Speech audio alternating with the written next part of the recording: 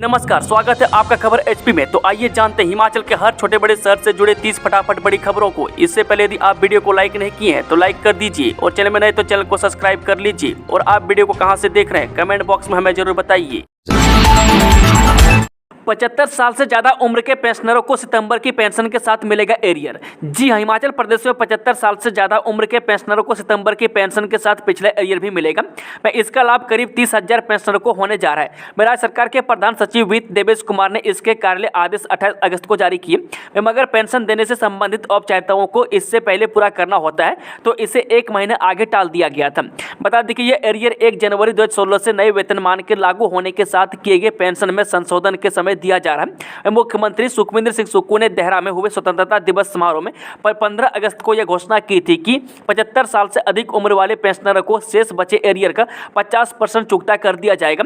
यानी इससे पहले पेंशनरों को 55% एरियर दिया जा चुका था। बता दें कि अब 45% एरियर ही शेष है मैं जिसे देना बाकी है। 45% का 50% 22.5% होगा। मैं इसे देने के बाद 75 वर्ष से अधिक उम्र के बुजुर्गों को 22.5% एरियर देना ही बाकी बचेगा। प्री प्राइमरी शिक्षकों को 10,000 वेतन 2 महीने के अवकाश की नहीं होगी अदायगी। जी हां, प्रदेश के प्री प्राइमरी स्कूलों में भर्ती किए जाने वाले प्रशिक्षकों को प्रतिमाह 10,000 रुपये वेतन मिलेगा। वह साल में 10 माह के लिए ही वेतन दिया जाएगा। बता दें कि 2 माह की छुट्टियों की अदायगी नहीं की जाएगी। वह बुधवार को शिक्षा सचिव राकेश कंवर ने 6297 प्रारंभिक बालिया अवस्था देखभाल एवं शिक्षा प्रशिक्षकों के भर्ती नियम अधिसूचित किए हैं। वह 21 से 45 वर्ष की आयु के 12वीं कक्षा में 50% अंक प्राप्त करने वाले हिमाचली भर्ती के लिए पात्र होंगे। वह प्रारंभिक बालिया अवस्था शिक्षा कार्यक्रम में 2 वर्ष का डिप्लोमा या नर्सरी में बीएड होना अनिवार्य रहेगा। बता दें कि 1 साल का डिप्लोमा करने वाले भर्ती के लिए पात्र नहीं होंगे। में आउटसोर्स आधार पर इनकी भर्ती की जाएगी। विक्रमादित्य सिंह बोले, कंगना ने 1 हफ्ते में मांगी नहीं माफी तो मानहानि का मुकदमा होंगे दर्ज। जी, हिमाचल प्रदेश के मंत्री विक्रमादित्य सिंह ने कहा कि सांसद कंगना रनौत को सोनिया गांधी के बारे में की गई टिप्पणी को लेकर माफी मांगने के लिए 1 सप्ताह का समय दिया गया है। वहीं मंत्री विक्रमादित्य सिंह ने समाचार एजेंसी ANI को बताया, कहा कंगना रनौत हर संभव मुद्दे पर बोलती है लेकिन वो अपने निर्वाचन क्षेत्र के लोगों के मुद्दे पर नहीं बोलती है। हिमाचल प्रदेश ने इतनी बड़ी प्राकृतिक आपदा का सामना किया, मैं कई लोगों की जान चली गई, मैं सड़कें क्षतिग्रस्त हो गई, लेकिन आज तक उन्होंने यह नहीं बताया कि उन्होंने हिमाचल प्रदेश के लिए भाजपा, केंद्र और PM मोदी से क्या मदद ली है। वह केवल मुख्यमंत्री कांग्रेस सरकार पर आरोप लगाती है और राहुल गांधी के बारे में बेतुकी बातें करती है। मैं सोनिया गांधी के बारे में उन्होंने जो कहा उसके बारे में हमने उनसे कहा है कि अगर वह 1 हफ्ते के भीतर माफी नहीं मांगती है तो हम उनके खिलाफ मानहानि का मुकदमा दर्ज करेंगे। मैं इससे ज्यादा दुर्भाग्यपूर्ण और गैर जिम्मेदाराना कोई बयान नहीं हो सकता। अगर वह माफी नहीं मांगती है तो हम उनके खिलाफ आपराधिक मानहानि का मुकदमा करेंगे। अब उन्हें अपने निर्वाचन क्षेत्र के लोगों के कल्याण पर ध्यान देना चाहिए जिसके लिए वह सांसद चुनी गई है। कुल्लू काजा के बीच 20 दिन तक ही चलेगा निगम की बस। इस दिन से कुंजुम दर्रा आधिकारिक रूप से होगा बंद। जी हां, अब देश विदेश के यात्री और स्पीति घाटी के बसिंदे कुंजुम दर्रा होकर कुल्लू काजा के बीच 20 दिन तक ही निगम की बस से सफर कर सकेंगे। वे 15 अक्टूबर को यह मार्ग आधिकारिक रूप से वाहनों की आवाजाही के लिए बंद हो जाएगा। उसके बाद सभी यात्री इस मार्ग से अगले सीजन में ही निगम की बस में कुल्लू काजा के बीच यात्रा कर सकेंगे। बता दें कि इससे पहले HRTC केलांग डिपो ने ले दिल्ली के बीच बस सेवा को 15 सितंबर से बंद कर दिया। मैं अभी इस मार्ग पर बड़े वाहनों की आवाजाही जारी है लेकिन HRTC बस सेवा अब अगले साल ही मिल सकेगी। मैं निगम ने इस बार 10 जून को ले दिल्ली के बीच बस सेवा शुरू की थी जो 15 सितंबर को बंद कर दी गई है। बता दें कि HRTC केलांग डिपो की कुल्लू काजा के बीच बस सेवा 15 अक्टूबर से आधिकारिक रूप से बंद हो सकती है। अपने बयान पर कायम रहे कांग्रेस के मंत्री, दिल्ली से आए मुस्लिम नेता की हो गिरफ्तारी। जयपुर मुख्यमंत्री एवं नेता प्रतिपक्ष जयराम ठाकुर ने कहा कि मस्जिद विवाद में कांग्रेस का दोहरा चरित्र सामने आ रहा है। वे एक तरफ कांग्रेस के मंत्री बयान पर बयान दिए जा रहे हैं और दूसरी ओर दिल्ली से दबाव पड़ते ही इनकी टांगें लड़खड़ा रही है। वह कोई बाहरी मुस्लिम नेता यहां आकर माहौल खराब कर जाता है और जिनके इशारे पर कानून व्यवस्था चलती है वो मुख्यमंत्री चुप्पी साधे हुए हैं। स्ट्रीट वेंडर्स के लिए नाम पट्टिका लगाने सहित अन्य सुझावों पर विचार करेगी सरकार। जी हां, स्ट्रीट वेंडर एक्ट के संबंध में समाज के विभिन्न वर्गों से अनेक सुझाव प्राप्त हुए हैं। मैं अभी तक सरकार ने विक्रेताओं की ओर से अपनी दुकानों पर नाम पट्टिका या अन्य पहचान अनिवार्य रूप से प्रदर्शित करने का कोई निर्णय नहीं लिया है। यह जानकारी गुरुवार को राज्य सरकार के एक प्रवक्ता ने दी। उन्होंने कहा कि सरकार राज्य के रेहड़ी पहड़ी वालों की चिंताओं को दूर करने के लिए प्रतिबद्ध है और कोई भी निर्णय लेने से पहले सभी सुझावों पर ध्यानपूर्वक विचार करेगी। वह प्रवक्ता ने बताया कि इस मामले को सुलझाने के लिए कांग्रेस और भाजपा दोनों विधायकों की एक समिति पहले ही गठित की जा चुकी है। वह संसदीय कार्य मंत्री हर्षवर्धन चौहान की अध्यक्षता वाली इस समिति में ग्रामीण विकास एवं पंचायती राज मंत्री अनिरुद्ध सिंह, लोक निर्माण मंत्री विक्रमादित्य सिंह और विधायक अनिल शर्मा, सतपाल सत्ती, रणधीर शर्मा और हरीश जनारथा शामिल हैं। वह समिति राज्य सरकार को अपनी सिफारिशें प्रस्तुत करने से पहले विभिन्न हितधारकों के सुझावों की समीक्षा करेगी। उन्होंने कहा कि एक बार जब उनकी विस्तृत सिफारिशें प्रस्तुत हो जाएंगी तो मंत्रिमंडल इस मामले पर कोई भी अंतिम निर्णय लेने से पहले उनका सावधानीपूर्वक मूल्यांकन करेगा। हिमाचल प्रशासनिक सेवा की मुख्य परीक्षाएं 3 अक्टूबर से होंगी शुरू। जी, हिमाचल प्रशासनिक सेवा की मुख्य परीक्षाएं 3 अक्टूबर से शुरू होंगी। राज्य लोक सेवा आयोग ने 10 अक्टूबर तक होने वाली परीक्षाओं का शेड्यूल जारी कर दिया है। प्रारंभिक परीक्षा में 348 अभ्यर्थी पास हुए हैं। मैं बता दें कि आयोग ने इन अभ्यर्थियों को एडमिट कार्ड जारी कर दिए हैं। में HAS, HPS सहित विभिन्न क्लास 1 श्रेणियों के कुल 18 पद भरे जाने हैं। में आयोग के सचिव की ओर से जारी अधिसूचना के तहत 3 अक्टूबर को सुबह 9 से 12 बजे तक अंग्रेजी और 2 से 5 बजे तक हिंदी विषय की परीक्षा होगी। में 4 अक्टूबर को सुबह 10 से दोपहर 1 बजे तक निबंध की परीक्षा होगी। में 5 अक्टूबर को जनरल स्टडी 1, 6 को जनरल स्टडी 2 और 7 अक्टूबर को जनरल स्टडी 3 की परीक्षा सुबह 10 से दोपहर 1 बजे तक होगी। में 9 अक्टूबर को ऑप्शनल 1 और 10 अक्टूबर को ऑप्शनल 2 की परीक्षा सुबह 10 से दोपहर 1 बजे तक परीक्षा होगी। कंगना बोली, बिजली महादेव रोपवे को लेकर मैं जनता के साथ कुछ लोगों का निजी स्वार्थ। जी हां, बिजली महादेव रोपवे का एक तरफ केंद्रीय मंत्री ने शिलान्यास किया है। मैं इसके लिए 283 करोड़ का बजट प्रावधान भी है, लेकिन अभी तक इसका काम शुरू नहीं हो पाया। बता दें कि बिजली महादेव रोपवे का खराहाल और कसावरी फाटी के लोग विरोध कर रहे हैं। मैं ग्रामीणों ने कई बार सड़कों पर उतरकर बिजली महादेव रोपवे के विरोध में प्रदर्शन भी किया है। मैं अब मंडी की सांसद कंगना रनौत ने भी लोगों को आश्वासन दिया है कि देवता का आदेश ही सर्वोपरि है। रोपवे के मामले में वे लोग के साथ हैं। कुछ लोग निजी स्वार्थ के लिए रोपवे में जुड़े हैं। वे कंगना रनौत बुधवार को खराहाल घाटी के चंदसारी गांव में देवता बिजली महादेव के दर्शनों के लिए पहुंची थी। उन्होंने देवता के समक्ष शीश नवाया। वहीं खराहाल के लोगों ने बिजली महादेव रोपवे के विरोध की मांग को एक बार फिर से सांसद कंगना रनौत के समक्ष रखा। बेरोजगार युवाओं से भर्ती के नाम पर 4 करोड़ 49 लाख जमा की फीस, लेकिन परीक्षा हुई ही नहीं, कहाँ गया पैसा।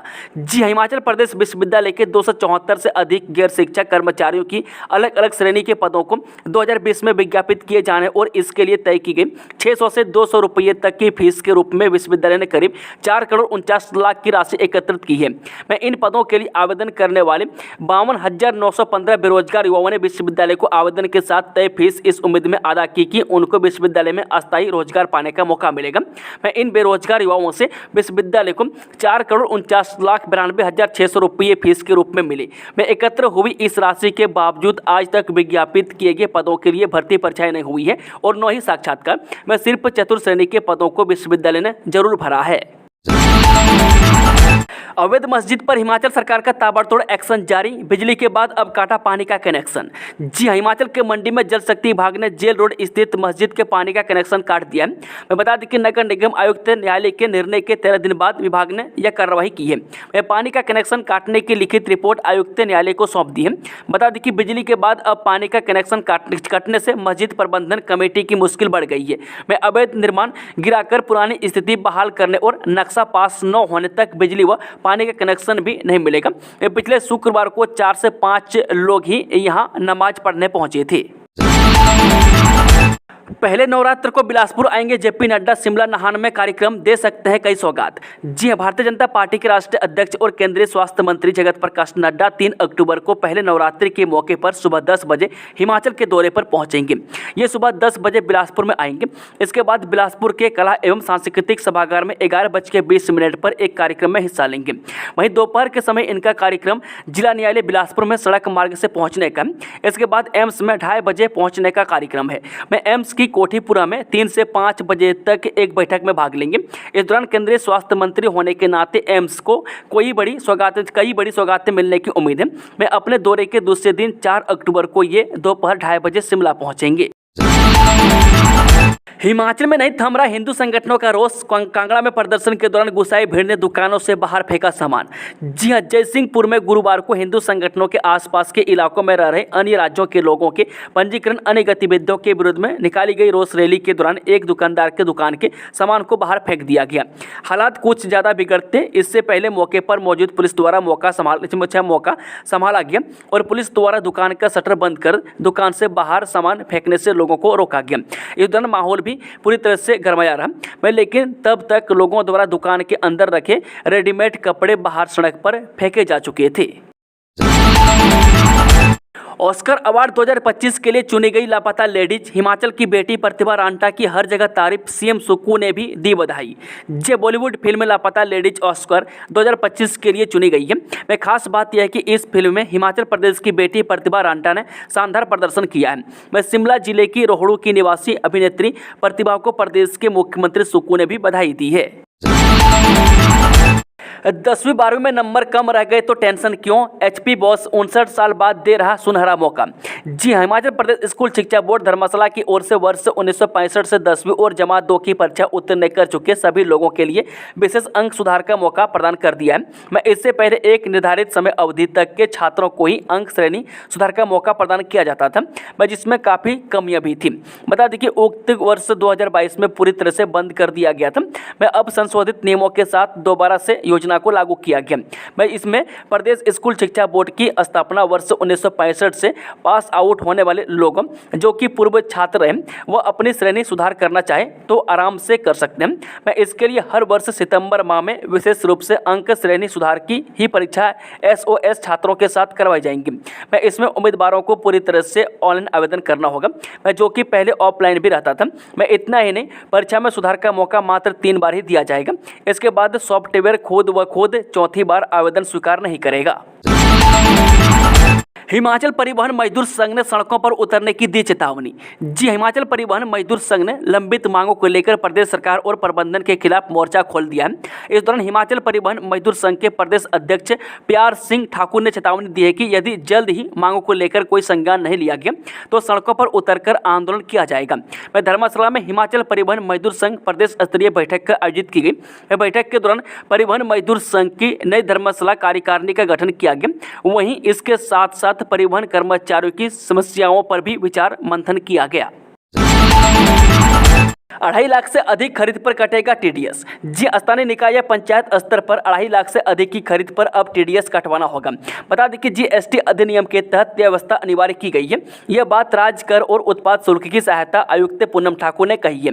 वे पंचायत सचिव और चयनित प्रतिनिधियों के सम्मेलन को संबोधित करते हुए उन्होंने कहा कि जीएसटी अधिनियम के तहत कोई भी स्थानीय निकाय या पंचायत जो 2.5 लाख से अधिक मूल्य की कर योग्य वस्तुओं या सेवाओं की खरीद करता है उसे स्रोत पर कर कटौती यानी कि टीडीएस काटनी होगी। में सार्वजनिक वे में पारदर्शिता और जवाबदेही सुनिश्चित करने के लिए यह प्रावधान किए गए। में राष्ट्रीय स्तर पर बनाए कानूनों को जमीनी स्तर पर पालन होना आवश्यक है।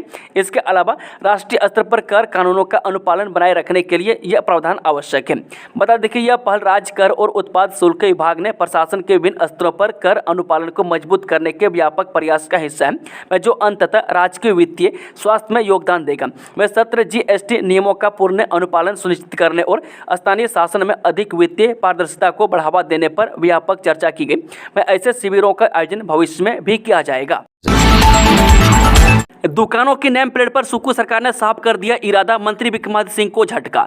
जी हाँ, हिमाचल प्रदेश सरकार में शहरी विकास मंत्री विक्रमादित्य सिंह अपने बयान पर फंसते हुए नजर आ रहे हैं। विक्रमादित्य सिंह ने बुधवार को ही एक बयान दिया था जिसमें उन्होंने यह कहा था कि उत्तर प्रदेश के तर्ज पर हिमाचल प्रदेश में भी दुकानों पर फोटो युक्त पहचान पत्र लगाना अनिवार्य होगा।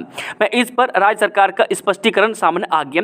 राज्य सरकार के प्रवक्ता ने स्पष्ट किया है कि फिलहाल राज्य सरकार ने इस तरह का कोई आदेश नहीं दिया है। शिमला में निकालेगा सद्भावना मार्च, संजौली मस्जिद विवाद पर पूर्व मेयर का बड़ा दावा। जी, हिमाचल प्रदेश के शिमला के उपनगर संजौली में मस्जिद के अवैध निर्माण को लेकर शुरू हुए विवाद के बाद सिविल सोसाइटी के सदस्यों ने 27 सितंबर को सद्भावना मार्च निकालने का आह्वान किया है। शिमला नगर निगम के पूर्व मेयर संजय चौहान ने कहा कि हिमाचल प्रदेश और शिमला में आपसी भाईचारे और सौहार्द के माहौल को बिगाड़ने की कोशिश की गई थी, जिसकी वो निंदा करते हैं। वहीं उन्होंने कहा कि हम लोगों से अपील करते हैं कि 27 सितंबर को सुबह 11 बजे शिमला में डीसी कार्यालय के पास पहुंचे और सद्भावना मार्च में शामिल हों। मैं प्रेस कॉन्फ्रेंस के दौरान पूर्व मेयर संजय चौहान ने आरोप लगाते हुए कहा कि दो व्यक्तियों के बीच के झगड़े को दो समुदायों के बीच का विवाद बनाकर शिमला में सांप्रदायिक तनाव और भय का माहौल बनाया गया। वह शिमला एक ऐतिहासिक स्थान है जहां विभिन्न धर्मों, समुदायों और क्षेत्रों के लोग एक साथ रहते रहे और आपसी भाईचारे के साथ अपना व्यवसाय चलाते रहे हैं। टाउन एंड कंट्री प्लानिंग में 40 गांव शामिल करने का विरोध, सती बोले अधिसूचना वापस ले सरकार। जी हां, ऊना जिला मुख्यालय के आसपास क्षेत्र के करीब 40 गांव टाउन एंड कंट्री प्लानिंग में शामिल करने को लेकर व्यापक स्तर पर विरोध शुरू हो चुका है। मैं गुरुवार को इसी मामले को लेकर बीजेपी विधायक सतपाल सती की अगुवाई में संबंधित पंचायत के प्रधान और अन्य जनप्रतिनिधियों की महत्वपूर्ण बैठक आयोजित हुई। इस मौके पर विधायक सतपाल सिंह सती ने कहा कि मौजूदा प्रदेश सरकार कई ऐसे फैसले ले रही है जिसमें आम जनता को भारी परेशानियों का सामना करना पड़ रहा है। उन्होंने कहा कि अब जिला के 2 विधानसभा क्षेत्र ऊना और कोटलेहड़ के करीब 40 गांव टाउन एंड कंट्री प्लानिंग में शामिल करके लोगों की मुसीबत को बढ़ाने का काम कर दिया गया है। सिरमौर में बारिश का कहर, पापटा में भारी बारिश से एक की मौत, आज बंद रहेंगे स्कूल। जी हां, हिमाचल में बारिश के येलो अलर्ट के बीच जिला सिरमौर में नुकसान की खबरें सामने आ रही है। मैं रात से हो रही बारिश से आम जनजीवन अस्त व्यस्त हो गया। मैं जिले के पापटा साहिब उपमंडल में बारिश ने भारी तबाही मचाई है। इसको लेकर एसडीएम पापटा साहिब और कपोटा ने आज स्कूलों में छुट्टी की घोषणा कर दी है। बता दें कि इन क्षेत्रों में आंगनबाड़ी केंद्र भी नहीं खुलेंगे। मैं बारिश के बीच रास्ते बंद होने और बच्चों की सुरक्षा के मद्देनजर प्रशासन ने यह फैसला लिया है। मैं पापटा साहिब की अंबोया पंचायत के अटवाल गांव में खड्ड में मलबे की चपेट में आने से 70 वर्षीय रंगीलाल की मौत हो गई है। विक्रमादित्य सिंह के चाल चलन से मिल रहे बड़े संकेत का बीजेपी की ओर बढ़ रहे कदम। जी, हिमाचल सरकार ने यह आदेश जारी किया है कि राज्य में हर भोजनालय और फास्ट फूड रेहड़ी पर मालिक की आईडी लगाई। मैं ऐसा ही आदेश पहले यूपी की योगी सरकार ने निकाला था। मैं तब राहुल गांधी समेत पूरी कांग्रेस पार्टी ने इस नियम की आलोचना की थी। मैं चौंकाने वाली बात यह है कि हिमाचल में कांग्रेस की ही सरकार है, मैं फिर भी ये नियम लागू किया गया। ये फैसला हिमाचल में कांग्रेस सरकार के मंत्री विक्रमादित्य सिंह ने लिया है। बता दें कि कांग्रेस सरकार में मंत्री विक्रमादित्य सिंह ने सोशल मीडिया पर यूपी सीएम योगी आदित्यनाथ की तस्वीर वाला एक न्यूज आर्टिकल साझा किया। मैं इसमें योगी सरकार के उस फैसले के बारे में बताया गया, मैं जिसमें प्रदेश के भोजनालय, रेहड़ी पटरी, ढाबा, रेस्टोरेंट मालिकों को दुकान के बाहर अपनी आईडी लगाने को अनिवार्य बताया गया था। मैं इसे शेयर करते हुए विक्रमादित्य सिंह ने लिखा, हिमाचल में भी भोजनालय और फास्ट फूड रेहड़ी के मालिकों को दुकान के बाहर अपनी आईडी लगानी चाहिए, मैं ताकि लोगों को किसी तरह की परेशानी ना हो पाए। हिमाचल के युवाओं के लिए खुशखबरी, 461 पदों पर निकली भर्ती, 30 सितंबर को शिमला में इंटरव्यू। जी हां, हिमाचल प्रदेश में रोजगार की तलाश कर रहे युवाओं के लिए खुशखबरी है। मैं प्रदेश में विभिन्न श्रेणी के लिए 461 पदों पर भर्ती होगी। मैं क्षेत्रीय रोजगार कार्यालय शिमला में 30 सितंबर को कैंपस इंटरव्यू का आयोजन किया जाएगा। बता दें कि इन पदों पर अप्लाई करने वाले आवेदकों का नाम रोजगार कार्यालय में ऑनलाइन पंजीकृत होना अनिवार्य है। मैं क्षेत्रीय रोजगार अधिकारी शिमला सीमा गुप्ता ने कहा, क्षेत्रीय रोजगार कार्यालय शिमला द्वारा कैंपस इंटरव्यू का आयोजन किया जा रहा है। मैं अल टूरिस्ट टेक्नोलॉजी प्राइवेट लिमिटेड द्वारा विभिन्न पदों के लिए 30 सितंबर 2024 को सुबह 10:30 बजे क्षेत्रीय रोजगार कार्यालय यूएस क्लब शिमला में इंटरव्यू का आयोजन किया जाएगा। वहीं सीमा गुप्ता ने कहा, महिला एवं पुरुष के लिए डिलीवरी एसोसिएट के 30 पद, F&B एसोसिएट के 30 पद, ऑपरेशन एसोसिएट एट स्टेशन के 10 पद, हाउस कीपर फॉर होटल के 30 पद, F&B सर्विस स्टाफ के 50 पद, बाइकर्स फॉर डिलीवरी के 100 पद, ग्रेजुएट इंजीनियर ट्रेनी के 3 पद, फ्रंट ऑफिस एसोसिएट के 40 पद, बिजनेस डेवलपमेंट मैनेजर के 10 पद, टीम लीडर के 2 पद, बाइकर्स के 25 पद, चीफ हेल्पर के 30 पद, टीम लीडर के 1 पद और कस्टमर रिलेशनशिप ऑफिसर के 100 पद निकाले गए हैं। प्री नर्सरी टीचर्स के लिए सुख की खबर, शिक्षा विभाग के तहत आउटसोर्स पर भर जाएंगे 6297 पद, महीने में मिलेंगे इतने पैसे। जी हां, हिमाचल प्रदेश में शिक्षा विभाग के तहत 6297 पद भरे जाने का रास्ता साफ हो गया। ये पद प्री नर्सरी टीचर्स के भरे जाने हैं। हालांकि ये भर्ती आउटसोर्स आधार पर हो रही है, लेकिन प्री नर्सरी टीचर की ट्रेनिंग ले चुके युवाओं के लिए एक सुख की खबर जरूर है। मैं अक्टूबर महीने के पहले ही हफ्ते में आउटसोर्स एजेंसी को यह मामला भर्ती के लिए भेज दिया जाएगा। बता दें कि 2 साल का pre nursery nursery teachers training करने वाले इसके लिए पात्र होंगे। इस संदर्भ में गाइडलाइन जारी कर दी गई है। मैं अल्तबा इन प्री नर्सरी टीचर को मासिक मेहनतना 10,000 रुपये के करीब ही मिलेगा। मैं साथ ही ये पारिश्रमिक 10 महीने की अवधि के लिए ही होगा। मैं गाइडलाइन के अनुसार इन टीचर्स को early childhood care and education tutor कहा जाएगा। ये सभी 62 से 97 पद HPSEDC यानी Himachal Pradesh state electronics development corporation के जरिए भरे जाने हैं। कोई भी हिमाचल में रोजगार कर सकता है, लेकिन प्रदेश के लोगों का ख्याल रखना सरकार की जिम्मेदारी, स्ट्रीट वेंडर्स मामले पर बोले विक्रमादित्य। जी हां, हिमाचल में रेहड़ी और फड़ी वालों के नाम प्रदर्शित करने को लेकर दिए गए निर्देश को लेकर प्रदेश की राजनीति गर्म हो गई है। मैं सरकार और कैबिनेट मंत्री इस मुद्दे पर अलग अलग नजर आ रहे हैं। मैं बता दें कि बीते दिन विक्रमादित्य सिंह ने कहा था कि प्रदेश में बाहरी राज्यों से आने वाले रेहड़ी और फड़ी वालों के लोगों की अपनी पहचान बतानी होगी। इसको लेकर उन्होंने शहरी विकास विभाग और नगर निगम शिमला की बैठक में निर्देश दिए थे। अब इस मामले पर सरकार ने अपना रुख साफ किया है। वहीं विक्रमादित्य सिंह के इस निर्देश को यूपी के सीएम योगी आदित्यनाथ से जोड़कर देखा जा रहा है। ऐसे में हिमाचल में रेहड़ी और फड़ी वालों की पहचान को लेकर उठे विवाद पर विक्रमादित्य सिंह ने अपनी प्रतिक्रिया दी है। मैं दिल्ली दौरे पर पहुंचे हिमाचल प्रदेश के कैबिनेट मंत्री विक्रमादित्य सिंह ने कहा, यह सुनिश्चित करने के लिए किया गया है कि केवल अधिकृत व्यक्ति ही दुकानें लगा सकें। हिमाचल प्रदेश विधानसभा अध्यक्ष ने फेरी वालों को विनियमित करने और उन्हें लाइसेंस देने के लिए एक सर्वदलीय समिति बनाई है। इसे उत्तर प्रदेश से जोड़ना सही नहीं है। शिमला के सोगी में खुदाई के दौरान मिला नर कंकाल, चारों तरफ बनी थी पत्थरों की दीवार। जी हां, राजधानी शिमला के सोगी में बन रहे नए पंचायत भवन की खुदाई के दौरान एक नर कंकाल मिला है। यह नर कंकाल कई वर्षों पुराना बताया जा रहा है। पुलिस ने कंकाल को कब्जे में लेकर फॉरेंसिक जांच के लिए भेज दिया। फॉरेंसिक जांच में कार्बन डेटिंग के माध्यम से पता किया जाएगा कि आखिर यह नर कंकाल कितना पुराना है। यह नर कंकाल किसका हो सकता है, इसका पता लगाने के लिए भी पूछताछ की जा रही है। फिलहाल अभी तक यही संभावना जताई जा रही है कि वर्षों पहले समाधि में बैठे किसी साधु महात्मा का यह कंकाल हो सकता है। मैं स्थानीय लोगों से प्राप्त जानकारी के अनुसार सोगी बाजार से करीब 100 मीटर की दूरी पर नए पंचायत भवन के निर्माण के लिए खुदाई का काम चल रहा है। पंचायत भवन की खुदाई के दौरान जमीन में काफी नीचे एक कंकाल प्राप्त हुआ। इसके चारों तरफ पत्थर की दीवार बनी हुई थी। पत्थरों की दीवार के बीच रखे नर कंकाल को देखकर स्थानीय लोगों में हड़कंप मच गया। इसके बाद स्थानीय लोगों ने पुलिस को इसके बारे में जानकारी दी। त्योहारों से पहले सरकार ने कामगारों को दिया तोहफा, न्यूनतम मजदूरी में किया गया इजाफा। जी हां, त्योहारों से पहले सरकार ने कामगारों यानी कि खासकर असंगठित सेक्टर के श्रमिकों को बड़ा तोहफा दिया। केंद्र सरकार ने इस सेक्टर में काम करने वाले मजदूरों के लिए न्यूनतम मजदूरी दर बढ़ाने का ऐलान किया। सरकार ने महंगाई के कारण जीवन यापन के बढ़ते खर्च को देखते हुए यह ऐलान किया है कि नई दरें 1 अक्टूबर 2024 से लागू होंगी। छात्र ने वीडियो कॉल कर छात्रा पर की आपत्तिजनक टिप्पणी, छात्राओं ने किया हंगामा, आरोपी निष्कासित। जी NIT हमीरपुर में छात्रा को कथित तौर पर वीडियो कॉल कर आपत्तिजनक टिप्पणी करने और जान से मारने की धमकी देने पर बुधवार देर रात छात्राओं ने कैलाश हॉस्टल के बाहर जमकर हंगामा किया। इस मामले के बारे में पता चलने पर NIT प्रबंधन ने आरोपी छात्र को NIT से निष्कासित कर दिया है। बता दें कि बीटेक प्रथम वर्ष की एक छात्रा को जान से मारने की धमकी देने और आपत्तिजनक टिप्पणी के बारे में बुधवार रात उस समय पता चला जब आक्रोशित छात्राएं कैलाश हॉस्टल के बाहर एकत्र होकर नारेबाजी करने लगी। इससे माहौल तनावपूर्ण हो गया। सुरक्षा कर्मियों ने छात्राओं को शांत करने का प्रयास किया। गुस्साई छात्राएं जब शांत न हुई तो सदर थाना हमीरपुर पुलिस को सूचित किया गया। सदर थाना से पुलिस मौके पर पहुंची। पुलिस टीम और प्रबंधन छात्रों को समझाने में जुट गया और रात 2 बजे मामला सुलझा। वीरवार को छात्रा ने पुलिस को लिखित में शिकायत सौंपी गई है। शिकायत में छात्रा ने कहा कि सहपाठी छात्र कुछ दिनों से परेशान कर रहे हैं। हाल ही में उसने अभद्र शब्दों का प्रयोग किया और धमकियां दी।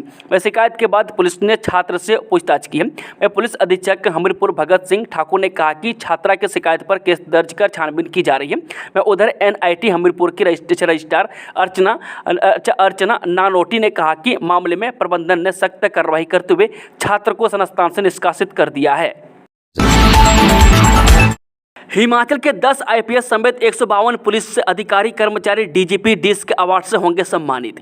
जी हिमाचल प्रदेश के 10 IPS अधिकारियों समेत 152 पुलिस अधिकारियों कर्मचारियों को 2023 में उत्कृष्ट कार्य के लिए DGP डिस्क अवार्ड से सम्मानित किया जाएगा। वहीं पुलिस महानिदेशक डॉक्टर अतुल वर्मा ने वीरवार चयनित अधिकारियों कर्मचारियों को लेकर आदेश जारी किए। जिन 10 IPS अधिकारियों को DGP डिस्क अवार्ड मिलेगा उनमें विमल गुप्ता, डॉक्टर आकृति भगत सिंह, ठाकुर संतोष आयुष पटियाल, राहुल नाथ, अभिषेक दुल्लर, मयंक चौधरी, शिवानी महिला, अशोक रतन और इल्मा अफरोज शामिल हैं। मंडी में कुएं में डूबने से दंपति की मौत मामला पोस्टमार्टम की प्रारंभिक रिपोर्ट में हुआ यह खुलासा। जी पंचायत रखो के कल्हो गांव में बुधवार को कुएं में डूबने से दंपति की मौत पर किसी ने कोई शक जाहिर नहीं किया है। पोस्टमार्टम की प्रारंभिक रिपोर्ट में दोनों की मौत हाइड्रोजन सल्फाइड गैस से लगने व डूबने से हुई बताई गई है। हालांकि विस्तृत लिखित पोस्टमार्टम रिपोर्ट मिलना बाकी है, जबकि पुलिस फॉरेंसिक रिपोर्ट का भी इंतजार कर रही है। वह हाइड्रोजन सल्फाइड गैस से जहरीली होती है। वह कुएं में नीचे उतरने पर ही पति पत्नी गैस की चपेट में आ गए। वे बेहोश होने के बाद वो कुएं में डूब गए। वे दोनों की मौत से इलाके में शोक की लहर है। वहीं एहतियातन प्रशासन ने इस कुएं को बंद करवाने के आदेश दे दिए, लेकिन इस कुएं को फिलहाल जांच की दृष्टि से पूरी तरह से बंद नहीं किया गया है। इंतजार खत्म, कोची से बिलासपुर पहुंचा उत्तर भारत का पहला क्रूज। जी हां, इंतजार खत्म हुआ। वह केरल के कोची से रवाना हुआ उत्तर भारत का पहला क्रूज बिलासपुर पहुंच गया है। वह संचालक फर्म की ओर से तय औपचारिकताओं को पूरा किया जा रहा है। वह अक्टूबर महीने में प्रदेश के मुख्यमंत्री सुखविंदर सिंह सुक्खू के कर कमलों से क्रूज का शुभारंभ करवाया जाएगा। वह खास बात यह है कि उत्तर भारत के पहले क्रूज से बिलासपुर की गोविंद सागर झील गुलजार होगी। वह झील में क्रूज शुरू होने से सुनिश्चित रूप से यहाँ पर्यटन को बढ़ावा मिलेगा और स्थानीय लोगों के लिए प्रत्यक्ष एवं अप्रत्यक्ष रूप से रोजगार के अवसर सृजित होंगे। में अहम बात यह है कि प्रोजेक्ट के प्रति मुख्यमंत्री खुद गंभीर है और पूरी नजर बनाए हुए हैं। वे उपायुक्त बिलासपुर आबिद हुसैन सादिक से भी समय समय पर इस प्रोजेक्ट को लेकर फीडबैक ले रहे हैं। ऐसे में अक्टूबर माह में इस महत्वपूर्ण प्रोजेक्ट का उद्घाटन करवाए जाने की तैयारी चल रही है। जैसे ही सीएम कार्यालय से समय मिलेगा तो उसके अनुरूप उद्घाटन समारोह की तैयारियां शुरू हो जाएंगी। उपायुक्त आबिद हुसैन सादिक ने बताया कि अभी संचालक फर्म लाइसेंस समेत अन्य औपचारिकताओं पूरी करने में जुटी है। वे औपचारिकताएं पूरी होने के बाद अगली कार्य योजना को अंतिम रूप दिया जाएगा। वे उधर जिला प्रशासन ने कोल डैम जलाशय में क्रूज व शिकारा इत्यादि शुरू करने को लेकर भी टेंडर कर दिया है। जिला में वाटर स्पोर्ट्स एक्टिविटीज के शुरू होने से बिलासपुर जल्द ही पर्यटन की दृष्टि से देश के मानचित्र पर उभरेगा। दोस्तों, खबरों का सिलसिला समाप्त होता है। जानकारी पसंद आई तो वीडियो को लाइक, शेयर, चैनल को सब्सक्राइब जरूर कर लें और कमेंट बॉक्स में कमेंट करके बताएं कि आप न्यूज़ को किस जिले पंचायत से देख रहे थे। Thank you, all the best. जय हिंद, जय हिमाचल।